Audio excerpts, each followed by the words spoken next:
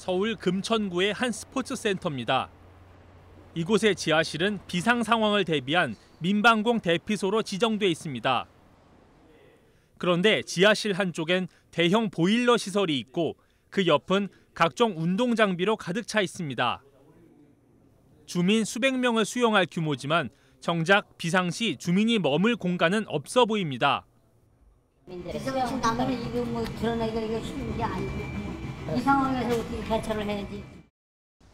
이번엔 주변의 한 아파트를 찾았습니다. 이곳 역시 지하실이 대피소로 지정돼 있는데 입구부터 고물, 냉장고 등 집기가 들어차 있습니다. 아파트 지하 공간입니다. 비상 상황 시 주변 지역의 대피소로서 기능을 해야 하는데 이처럼 지하 공간에는 오랜 세월 쌓여진 집기와 각종 쓰레기들로 가득 채워져 있습니다. 때문에 실제 비상 상황 시 대피소로서 제 기능을 하기에는 어려워 보입니다. 35년 동안에 계속 적체돼가지고 이래 돼버렸지. 최근에는 뭐 치운다고 치워도 계속 쌓여요. 전국의 민방공 대피소는 총 23,628곳, 서울에만 4천여 곳 가까이 있는데 이를 아는 시민은 그리 많지 않습니다. 최근 북한의 도발 사태로 대피소 관리 실태가 도마 위에 올랐지만 시내 대피소들은 아직 제대로 된 점검이나 개선 조치가 가동되지 않은 모습입니다. 평소 관리가 부실한 건 시설 대부분이 공공 소유가 아닌 이유가 큽니다. 정부의 재정 지원이 없는 이들 공공 대피소는 기초단체장이 건물주의 양해를 얻어 지정하는데 대피소 관련 안내판 하나를 부착하는 것조차 건물주의 협조가 필요하다 보니 평시에 지하 공간을 충분히 비워주는 등의 조치는 더욱 강제하기 어렵다는 겁니다.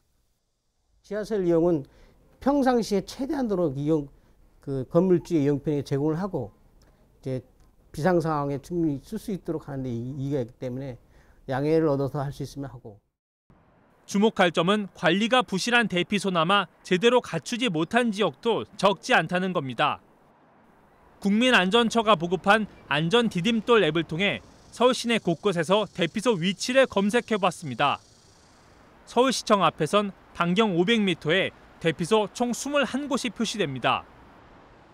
그렇다면 일반 주택이 밀집한 곳은 어떨까? 용산구 후암동을 찾았습니다. 주변에 민방공 대피소가 몇 곳이 있는지 안전 디딤돌 앱을 통해 확인해봤습니다. 약 500m 떨어진 곳에 2곳을 제외하면 주변에 방공 대피소가 없는 곳으로 표시됩니다. 그나마 멀리 있는 대피소 2곳의 위치도 주민들은 모른다는 반응입니다.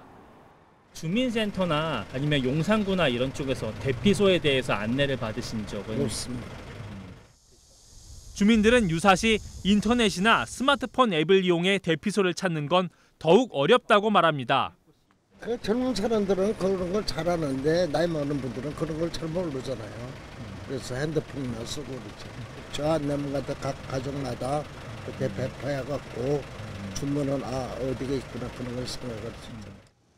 이처럼 대피소의 홍보가 미흡하다는 지적에 대해 서울시는 각 주민센터에 있는 관내 지도에 대피소 위치를 표시해 알리고 하반기 중 대피소 사각지대를 조사하겠다는 계획입니다.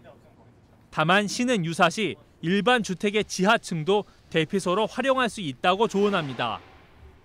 지정하지 않더라도 지하실이면은 최소 2층 지하 2층 정도의 깊이면은 충분한 대피가 가능하다고 보고 있습니다. 그래서 그런데 대피해도 되고 지정이 않더라도.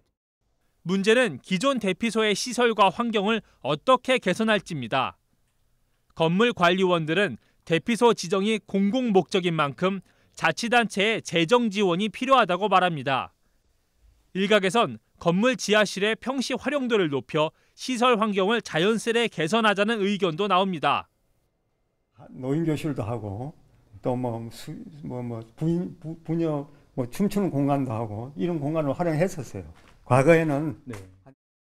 근본적으로는 민방공 대피소가 언제든 활용될 수 있다는 공감대 형성이 필요합니다. 지난달 일본에선 태풍 고니가 상륙했을 때 주민 대피소가 제 기능을 톡톡히 한 바 있습니다.